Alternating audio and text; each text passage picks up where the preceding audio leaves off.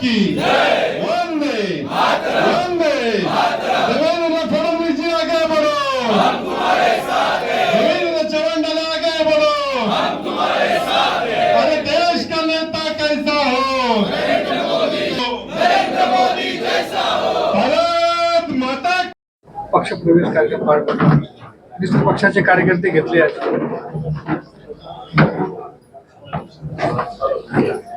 आपण त्या दिवशी जो अलिखित करार त्यांनी मोडला, मग त्यांनी सांगितलं बाबा तुम्ही तुमचे घ्या, आम्ही आमचे घेतो, त्याप्रमाणे घेतलेत।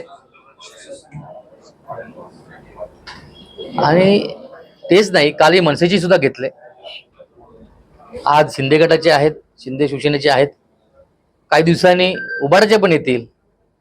आमच्याकडे काम करण्याची खूप संधी आहे, मान सन्मान आहे, प्रत्येकाला काम करण्यासाठी आम्हाला संधी मिळते।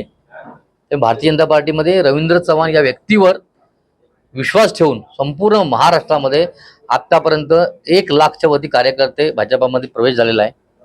ही त्यांचीच किमी आहे, त्यांच्यावरच विश्वास ठेवून त्यांच्या कामावर विश्वास ठेवून आज सगळे भारतीय जनता पार्टीमध्ये येते। महेश गायकवाड सांगितलं की त्यांनी आमदारांनी 10 घेतले होते, त्यांनी 100 घेतले, आता तुम्ही 25 घेतले। आम्ही काय करतो, आम्ही कासव आहेत ना, थोडं हळूहळू चालत घेऊ, कासवाची चाल आहे आमची, पण जिंकणार आम्ही शर्यतीमध्ये।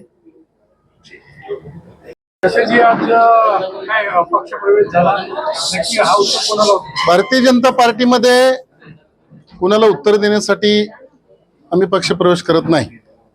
भारतीय जनता पार्टी 100% करण्यासाठी आमच्या नेते मंडळींनी आणि आम्ही सगळ्यांनी ठाण मांडलेलं असतं।